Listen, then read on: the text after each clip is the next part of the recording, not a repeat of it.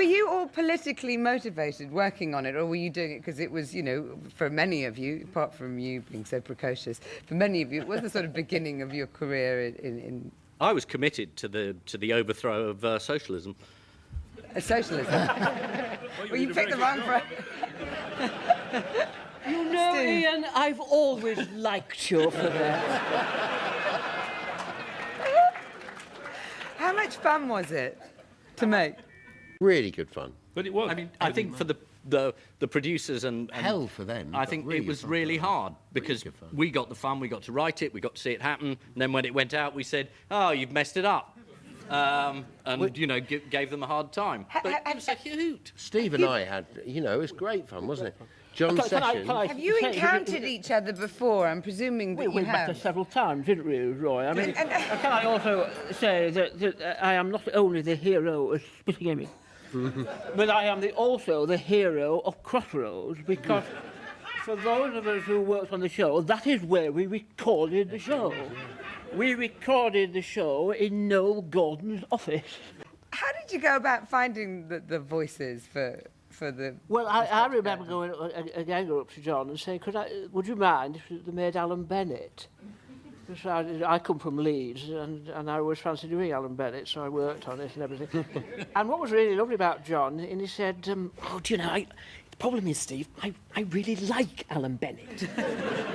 Anyway, he got made, and the thing about the Alan Bennett and the Thora Hird, which Kate Robbins did, was the fact it sort of leavened the show, you know what I mean? So you could have these very political, bouncy sketches and hitting and Punch and Judy and all the rest of it. And then you'd have this little moment of sort of Asda Green Label and eating Jabby Dodgers. Well, was it actually, one of in the the film earlier, I mean, there's rather unfairly, it said when Grant and Naylor appeared on the scene, the show went down market. Yeah. Actually, Nick and I had been working on the show from day one. Desperately thinking we trying were to up take market, it down market. and they suddenly got to do Larry Gielgud and Alan Bennett and National Treasures. And in fact, the show sort of went up market in a lot of ways. Was it quite competitive in terms of who was writing what piece and who was claiming what voice? I mean, how did you decide? How did you decide who got the voice of? Terribly embarrassing. It was embarrassing. I mean, everyone wanted to be Margaret Thatcher, I would have thought, because she was on the most. No, but he was Margaret Yes. Thatcher. But But did a that- new did- voice would come A new up. voice was a tough It was day. a literally audition, It was audition. in front of a microphone, and we'd all do it. Yeah, and we'd all do it in order. And everyone would look, you know. it was And when John was there, he'd pace around looking at you. Go. I tried the Alan Bennett voice, but I didn't get it. And did you have, did you have understudies aside from Ian? Because I mean, you know, what would happen if you had tonsillitis or something? Yeah, I loved it. I loved it then. I'd do people. I didn't do Hasse. I did Kinnock a couple of times. I loved doing it. Did you get to do? Well, the one I'm sort of I'm most proud of it really isn't Thatcher. It's Robert Roncy, because it was what Harry was saying. Because my Robert Roncy impression wasn't that accurate. And also Robert Roncy spoke incredibly slowly, and it would have been a disaster to have the puppet like that.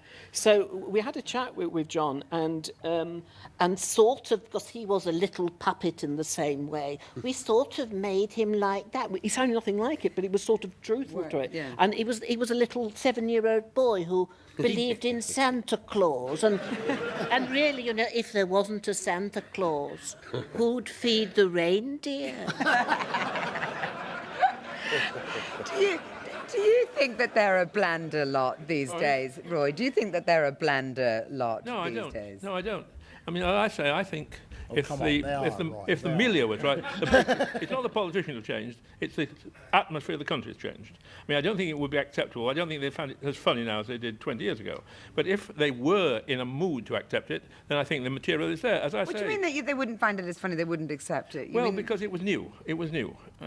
It was sensational in that nobody's ever been that rude to politicians before. And it's a great Not on sport. television. Not on television. No, only in private. Only in private. Oh, no, and in newsprint. Yes, I mean, people had been that rude and done that sort of stuff, but it hadn't had a huge prime-time audience. Exactly. And that was Well, that was the tough. week had the same thing in the But 60s. that was Don't when we didn't have mention the that, he affront gets of really it. You're irate. too young to remember it. But, Yes. Could I say a few words Oh, from, do please. from beyond the grave? I think the problem is that, you know, Margaret Thatcher was an incredibly conviction politician. That is the point. David Cameron is not a conviction politician. He wants to be everyone's friend. He's too friendly. You know, he's the sort of man that would call John the Baptist Jack. You don't want have conviction. You are admitting a terrible fault or terrible weakness. I mean, you're admitting that what mattered was the sound of the voices. Now, the sound of the voices is very important, but what mattered really was the portrayal of the people. Was it? Well, No, but I mean, if you did Miliband, obviously you'd need that very adenoidal sound. But the thing about Miliband as well is he stresses the wrong word in every speech because he's simply trying too hard. You know, it's not just about the voice. He's trying too hard, and he can't do it.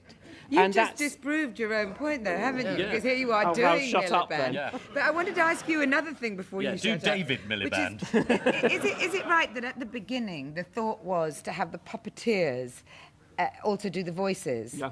And that you were one of the people who tried that? Yeah, well, we trained up. And actually, on the clip, one of the clips you've seen, is you can actually see the microphone actually in one of the puppeteers on the head, because that's how we did. It proved impossible, and then all the sketches had to be pre-recorded, so that you know that you could carry on working on the scenes and all the rest of it. But going back to we'll both do Cameron and we'll see. But you know, the Go problem. on, yes, I'll have a go, please. but it's not very good. We've got to not get fussy. Britain back to work. We've got to find a way of doing that. And he's got a very slightly posh voice, and he Slightly posh. well, no. Your standards have changed since the old days. But he's like a son of Catherine Whitehorn, who'd sort of gone off to a grammar school and tried to dumb down his posh voice. Now, you know, every time it rains, Cameron comes on telly and says it's rained and we've got to do something about it. You know, and He's everywhere. just everywhere. would never happen. Yeah. It's like watching morning television all day long. You know, and there was a gravitas that isn't there, so there was something to sort of get hold of. And on that depressing note, I'd like to thank all of you. It's time for our next panel. Thank you very much, Lord Hattersley.